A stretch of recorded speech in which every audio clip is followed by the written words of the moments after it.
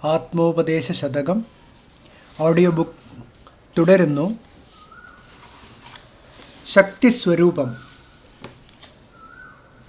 അപ്പോൾ ബ്രഹ്മശക്തിയായ മായ ബ്രഹ്മസത്യത്തെ മറയ്ക്കുന്നു. വിവേകശക്തി സൂര്യനെപ്പോലെ സത്യത്തെ കാട്ടിത്തരുന്നു. ഇങ്ങനെ മറയ്ക്കുകയും വെളിപ്പെടുത്തുകയും ചെയ്യുന്ന ശക്തികൾ ബ്രഹ്മത്തിൽ എങ്ങനെയുണ്ടായി? ശക്തിയുടെ സ്വരൂപം എന്ത്? ശക്തിക്ക് എന്തെല്ലാം കഴിവുകളുണ്ട്? 36 മുതൽ 43 വരെയുള്ള 8 പദ്യങ്ങൾ ശക്തിരഹസ്യം വിവരിക്കുന്നവയാണ്. 35-ാം പദ്യം വരെ ബ്രഹ്മസ്വരൂപവും സാധനാമാർഗങ്ങളും അനുഭൂതി ദശകളുമാണ് സാമാന്യമായി ചർച്ച ചെയ്തത്. 36-ാം ശ്ലോകത്തിൻ്റെ വ്യാഖ്യാനമാണ്. ശക്തി അനിർവചനീയയാണ്. നിശ്ചലമായ അഖണ്ഡബോധത്തിൽ പ്രപഞ്ചത്തിൻ്റെ സൃഷ്ടി സ്ഥിതി സംഹാരങ്ങൾക്കായി ഉയർന്ന് സ്പന്ദിച്ച് അസ്തമിച്ചുകൊണ്ടിരിക്കുന്ന ശക്തിയെയാണ് വേദാന്തികൾ മായ എന്ന് വിളിക്കുന്നത്. കാണാനില്ലാത്തവൾ എന്നാണ് മായ എന്ന പദത്തിനർത്ഥം. ഒരിക്കൽ കൂടി വായിക്കാം. നിശ്ചലമായ അഖണ്ഡബോധത്തിൽ പ്രപഞ്ചത്തിൻ്റെ സൃഷ്ടി സ്ഥിതി സംഹാരങ്ങൾക്കായി ഉയർന്ന് സ്പന്ദിച്ച് അസ്തമിച്ചുകൊണ്ടിരിക്കുന്ന ശക്തിയെയാണ് വേദാന്തികൾ മായ എന്ന് വിളിക്കുന്നത്. കാണാനില്ലാത്തവൾ എന്നാണ് മായ എന്ന പദത്തിനർത്ഥം. ഈ ശക്തിയുടെ സ്വരൂപം എന്താണ്? നേരിട്ട് കാണാനില്ലാത്ത ശക്തിയുടെ സ്വരൂപം എങ്ങനെയാണ് നിർണയിക്കുക? അതുകൊണ്ട് മായയെ വേദാന്തികൾ അനിർവചനീയ എന്നാണ് പറയുന്നത്. അപ്പോൾ വേദാന്തികൾക്കും ശക്തിയെ പിടികിട്ടിയില്ല അല്ലേ? അങ്ങനെയല്ല. വേദാന്തികൾ ശക്തിയെയല്ല, ശക്തനെയാണ് അന്വേഷിച്ചത്. ശക്തനെ സൂര്യതുല്യം കണ്ടെത്തിയെന്ന് നേരത്തെ പറഞ്ഞുവല്ലോ. ബ്രഹ്മത്തിൻ്റെ എന്നല്ല, ഒന്നിൻ്റെയും ശക്തിയെ നേരിട്ട് കണ്ട് സ്വരൂപം നിർവചിക്കാൻ ആർക്കും സാധ്യമല്ല. വായുവിന് ചലനശക്തിയുണ്ട്, അഗ്നിക്ക് ദഹനശക്തിയുണ്ട്. ഈ ശക്തികളെ നേരിട്ട് കണ്ട് നിർവചിക്കാൻ ഒക്കുമോ? സാധ്യമല്ല. പിന്നെ ഈ ശക്തികൾ ഉണ്ടെന്നെങ്ങനെ മനസ്സിലായി? വായുവിൻ്റെ ചലനവും അഗ്നിയുടെ ദഹനവും കണ്ടൂഹിച്ചു. ഒരു ഐന്ദ്രജാലികൻ പല പദാർത്ഥങ്ങളും ഉണ്ടാക്കി കാണിക്കുന്നു. അയാളിൽ അതിനുള്ള ശക്തിയുണ്ട്. അയാൾ ഉണ്ടാക്കി കാണിക്കുന്ന പദാർത്ഥങ്ങൾ കണ്ടിട്ട് നാം അത് ഊഹിക്കുകയാണ് ചെയ്യുന്നത്. ഐന്ദ്രജാലികൻ ശക്തി പിൻവലിച്ചാൽ അത് ശക്തനുമായി ഏകീഭവിക്കും. അതോടെ കാര്യരൂപങ്ങളായ പദാർത്ഥങ്ങളും മറയും. ഇതുപോലെ പരമാത്മാവിൽ ശക്തിയുണ്ടെന്നെങ്ങനെ അറിഞ്ഞു? പ്രപഞ്ചദൃശ്യങ്ങളെ കണ്ടൂഹിച്ചു. പ്രപഞ്ചദൃശ്യങ്ങളെ കണ്ടിട്ടൂഹിച്ചു.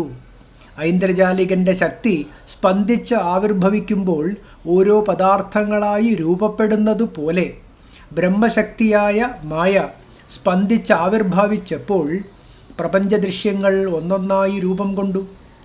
ഐന്ദ്രജാലികൻ ശക്തി പിൻവലിച്ചപ്പോൾ പദാർത്ഥങ്ങൾ മറഞ്ഞതുപോലെ ആത്മസത്ത ശക്തി പിൻവലിച്ചാൽ എല്ലാ പ്രപഞ്ചകാര്യങ്ങളും അതോടെ മറയും. ആത്മസത്ത ശക്തി പിൻവലിച്ചാൽ എല്ലാ പ്രപഞ്ചകാര്യങ്ങളും അതോടെ മറയും. ശക്തൻ മാത്രം അവശേഷിക്കും. ഇതാണ് അദ്വയ സത്യസാക്ഷാത്കാരം. ശക്തിയെ പിൻവലിക്കാനുള്ള മാർഗമാണ് സങ്കല്പനിരോധം. ശക്തൻ മാത്രമായിത്തീരുമ്പോൾ തനിക്ക് യാതൊരു പ്രപഞ്ചകാര്യവും ഉണ്ടായിരുന്നില്ലെന്ന് ബോധ്യപ്പെടുകയും ചെയ്യും. അധിഷ്ഠാനത്തിന് ഒരു വികാരവും വരുത്താതെ മായാശക്തി ഉണ്ടാക്കി കാണിക്കുന്ന കാര്യരൂപങ്ങളാണ് വിവർത്ത കാര്യങ്ങൾ. കാര്യങ്ങൾ ഉണ്ടാകുമ്പോൾ ആദി കാരണമായ പരമാത്മാവിന് വികാരങ്ങൾ ഉണ്ടാകുന്നുവെന്ന് വന്നാൽ പരമാത്മാവ് ജനിക്കുകയും മരിക്കുകയും ചെയ്യുന്നു എന്ന് പറയേണ്ടി വരും. അങ്ങനെയായാൽ പരമാത്മാവ് ആദികാരണമല്ലാതാകും. പ്രപഞ്ചത്തിന് ഒരാദികാരണമുണ്ടെന്ന് സ്വീകരിച്ചാൽ അത് നിർവികാരമാണെന്നും സ്വീകരിക്കാതെ തരമില്ല. അപ്പോൾ പരമാത്മാവ് നിർവികാരമാണെങ്കിൽ മായാവാദവും വിവർത്ത പ്രക്രിയയും അംഗീകരിക്കാതെ പരമാത്മാവിനും പ്രപഞ്ചത്തിനും തമ്മിലുള്ള ബന്ധം യുക്തിക്കൊരിക്കലും വിവരിക്കാൻ സാധിക്കുന്നതല്ല. പരമാത്മാവിൻ്റെ നിശ്ചല നിർവികാരത്വം വേദാന്തി നേരിട്ട് അനുഭവിച്ചിട്ടുള്ള വസ്തുതയുമാണ്. ഈ ശക്തിയെ വേദാന്തികൾ മായയെന്നും പ്രകൃതിയെന്നും അജ്ഞാനമെന്നും പല പേരുകൾ ചൊല്ലി വിളിക്കാറുണ്ട്. ബ്രഹ്മശക്തിയെക്കുറിച്ച് കുറേ കൂടി വിശദമായി അറിയാൻ ദർശനമാലയിലെ മായാദർശനം വായിക്കുക. ശുദ്ധബോധസ്വരൂപമായ പരമാത്മാവിൻ്റെ ശക്തിയെ വകതിരിച്ചു കാണിക്കുന്നതാണ് 36-ാം പദ്യം. അറിവിന് ശക്തി അനന്തമുണ്ടിതെല്ലാം അറുതിയിടാം സമയന്യയെന്നിവണ്ണം ഇരുപിരിവായിതിലന്യ സാമ്യമാർന്നുള്ളുരുവിലമർന്ന് തെളിഞ്ഞുണർന്നിടേണം. 36-ാം ശ്ലോകം ഒരിക്കൽ കൂടി വായിക്കാം. അറിവിന് ശക്തി അനന്തമുണ്ടിതെല്ലാം അറുതിയിടാം സമയന്യയെന്നിവണ്ണം ഇരുപിരിവായിതിലന്യ സാമ്യമാർന്ന് ഉള്ളുരുവിലമർന്ന് തെളിഞ്ഞുണർന്നിടേണം. അറിവിന്, ആദികാരണമായ അഖണ്ഡബോധത്തിന് ശക്തി അനന്തമുണ്ട്, അളവില്ലാത്ത ശക്തിയുണ്ട്. ഇതെല്ലാം ഈ ശക്തിയെ മുഴുവൻ സമ, അന്യ എന്നിവണ്ണം സമയെന്നും അന്യയെന്നും ഇരുപിരിവായി രണ്ടു വിധമായി അറുതിയിടാം വേർതിരിക്കാം. ഇതിൽ ഈ രണ്ടിൽ അന്യയെന്നറിയപ്പെടുന്ന ശക്തി സാമ്യമാർന്നുള്ളുരുവിൽ സമ കാട്ടിത്തരുന്ന വസ്തുവിൽ അമർന്ന് ലയിച്ചേകീഭവിച്ച് തെളിഞ്ഞ് അമൃതത്വം കണ്ടെത്തി ഉണർന്നിടേണം, സത്യബോധമുള്ളവനായി ഭവിക്കണം. ആദികാരണമായ അഖണ്ഡബോധത്തിന് അളവില്ലാത്ത ശക്തിയുണ്ട്. ഈ ശക്തിയെ മുഴുവൻ സമയെന്നും അന്യയെന്നും രണ്ടു വിധമായി വേർതിരിക്കാം. ഈ രണ്ടിൽ അന്യയെന്നറിയപ്പെടുന്ന ശക്തി സമ കാട്ടിത്തരുന്ന വസ്തുവിൽ ലയിച്ച് ഏകീഭവിച്ച് അമൃതത്വം കണ്ടെത്തി സത്യബോധമുള്ളവനായി ഭവിക്കണം. അറിവിന് ശക്തി അനന്തമുണ്ട്. ആദികാരണമായ അഖണ്ഡബോധമാണ് ഇവിടുത്തെ അറിവ്. അതിൽ പ്രതിഭാസിക്കുന്നതാണല്ലോ അനന്തകോടി സൗരയൂഥങ്ങൾ ഉൾപ്പെട്ട ഈ പ്രപഞ്ചം. ആദ്യന്തരഹിതമായി കാണപ്പെടുന്ന ഈ പ്രപഞ്ചത്തെ പ്രതിഭാസിപ്പിക്കുന്ന വസ്തു ശക്തി, ആദ്യന്തരഹിതമായി കാണപ്പെടുന്ന ഈ പ്രപഞ്ചത്തെ പ്രതിഭാസിപ്പിക്കുന്ന വസ്തുശക്തി അളവില്ലാത്തതായിരിക്കുമെന്ന് പറയേണ്ടതില്ലല്ലോ. ഈ ശക്തി തന്നെ പ്രത്യേക ദൃശ്യങ്ങളിൽ പ്രത്യേക രൂപത്തിൽ പ്രത്യക്ഷപ്പെടുന്നതായും കാണുന്നു. ആകാശത്തിന് ശൂന്യശക്തിയും വായുവിന് ചലനശക്തിയും അഗ്നിക്ക് ദഹനശക്തിയും വെള്ളത്തിന് ദ്രവശക്തിയും ഭൂമിക്ക് കാഠിന്യശക്തിയും പഞ്ചഭൂതങ്ങളിൽ തന്നെ പ്രത്യേകം കാണപ്പെടുന്നു. തുടർന്ന് സൂര്യ, ചന്ദ്ര, മനുഷ്യ, പക്ഷി, മൃഗാദി ഓരോ ദൃശ്യത്തിനും അതാതിൻ്റേതായ പ്രത്യേക ശക്തി കാണുവാനുണ്ട്. ഒരേ വർഗത്തിൽപ്പെട്ട പ്രത്യേക വ്യക്തികൾക്ക് തന്നെ അതിൻ്റേതായ പ്രത്യേക ശക്തി കാണുവാനുണ്ട്. ഇതെല്ലാം പരമകാരണമായ ഒരേ അറിവിൻ്റെ ശക്തികളാണ് താനും. അപ്പോൾ അറിവിൻ്റെ ശക്തി അനന്തമാണെന്ന് പറയേണ്ടതില്ലല്ലോ. ഈ അനന്തശക്തിയെ ആർക്കാണ് നിർവചിക്കാൻ കഴിയുക? സമയും അന്യയും.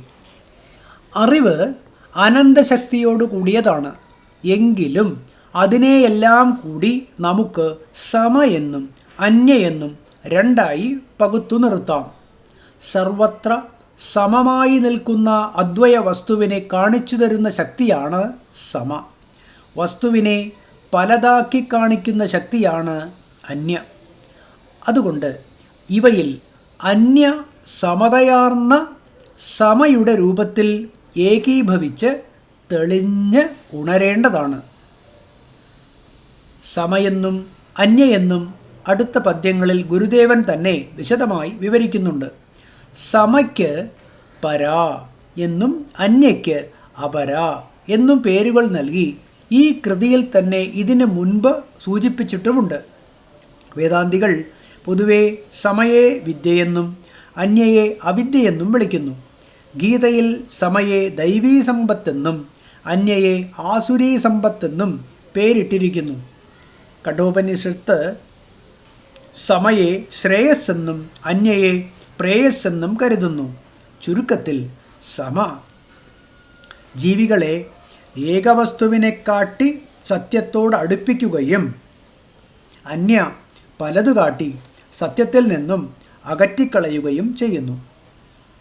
ചുരുക്കത്തിൽ